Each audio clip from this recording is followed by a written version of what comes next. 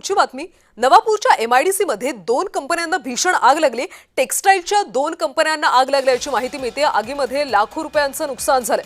सध्या ही दृश्य आपण तिथून पाहतोय। नवापूरच्या एमआयडीसी मध्ये टेक्सटाईल कंपनीला आग लागली। 2 कंपन्यांना भीषण आग लागली आणि यामध्ये लाखो रुपयांचं नुकसान झाल्याचं कळतंय।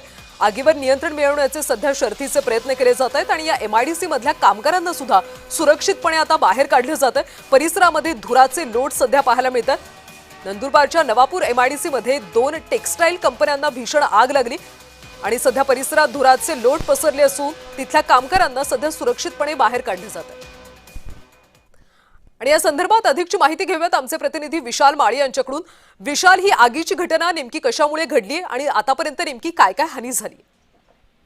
कल्याणी नवापूर तालुक्यातील टेक्सटाईल कंपन्यांना 2 टेक्सटाईल कंपन्यांना भीषण आग लागलेली आहे। या आगीचे रूपांतर एवढं भयानक आहे की या आगीत लाखोचे नुकसान झाल्याची प्राथमिक माहिती समोर येत आहे।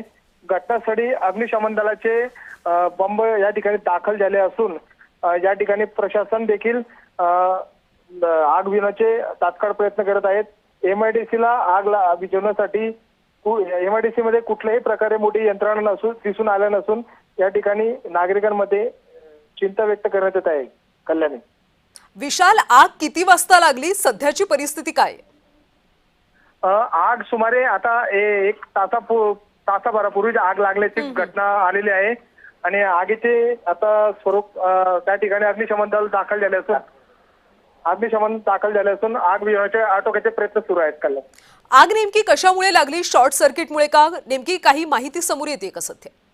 आग कशामुळे लागली याबाबतच्या अजून प्राथमिक माहिती समोर आलेली नसून